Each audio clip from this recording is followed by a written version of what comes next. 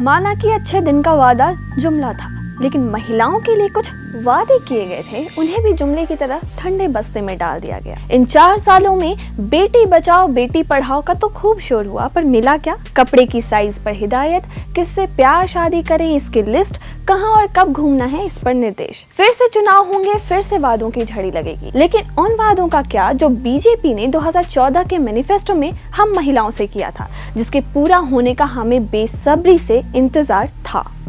33% reservation ठंडे बस्ते में है। मैनिफेस्टो में किए गए वादे पर गौर कीजिए। बीजेपी महिलाओं के लिए 33% आरक्षण प्रदान करने को प्रतिबद्ध है।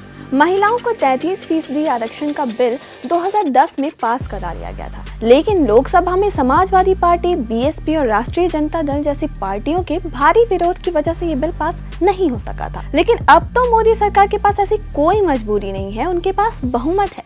फिर भी सरकार ने इस बिल को पास कराने के लिए इन 4 सालों में कोई पुख्ता कोशिश नहीं की है। पुलिस में महिलाओं की भर्ती। मैनिफेस्टो में किया गया वादा, पुलिस स्टेशनों को महिलाओं के अनुकूल बनाया जाएगा और विभिन्न स्तरों पर पुलिस में महिलाओं की संख्या बढ़ाई जाएगी। पुलिस में महिलाओं की भर्ती बढ़ाने की बात की गई थी, लेकिन मोदी सरकार के 4 सालों में भर्ती की रफ्तार कम हुई है। 2010 में पुलिस फोर्स में महिलाओं की हिस्सेदारी 4.2% थी। अगले 4 साल यानी 2014 तक ये हिस्सेदारी बढ़कर 6.1% हो गई, यानी करीब 2 परसेंटेज पॉइंट्स की बढ़ोतरी। लेकिन मोदी सरकार के 4 साल के दौरान ये बढ़कर सिर्फ 7.28% हो पाई है। 2014 के मुकाबले 2018 में सिर्फ 1.1 परसेंटेज पॉइंट्स की बढ़ोतरी। मतलब पुलिस फोर्स में महिलाओं की भर्ती बढ़ी नहीं है, रफ्तार कम हुई है, जबकि वादा किया गया था कि इसे बढ़ाया जाएगा। महिला बैंक का सपना टूट गया। मैनिफेस्टो में वादा किया गया था, महिलाओं की जरूरतों के मद्देनजर अखिल भारतीय महिला चालित बैंक की स्थापना की जाएगी। वादा किया गया था महिला बैंक का, लेकिन काम ठीक उल्टा हुआ। चलता हुआ महिला बैंक बंद कर दिया गया। यूपीए सरकार ने 1000 करोड़ रुपए की पूंजी के साथ जो भारतीय महिला बैंक बनाया था, उसे मोदी सरकार बचा नहीं पाई। महिलाओं का महिलाओं के लिए और महिलाओं के द्वारा बैंक की सोच सिर्फ नारे तक सीमित रह गई। मोदी सरकार में ये मकसद बुरी तरह से नाकाम हुआ और 1 अप्रैल 2017 को एसबीआई में इस महिला बैंक का विलय हो गया। एसिड हमले की शिकार महिलाओं के लिए फंड।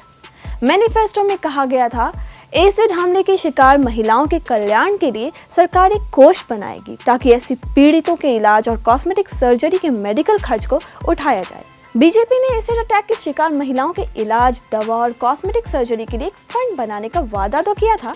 पार्टी की सरकार बनी और 200 करोड़ रुपए से सेंट्रल विक्टिम कंपनसेशन फंड भी बना, लेकिन इसके लिए पैसा रेप पीड़ितों के पुनर्वास के लिए बने निर्भया फंड से ही निकाला गया।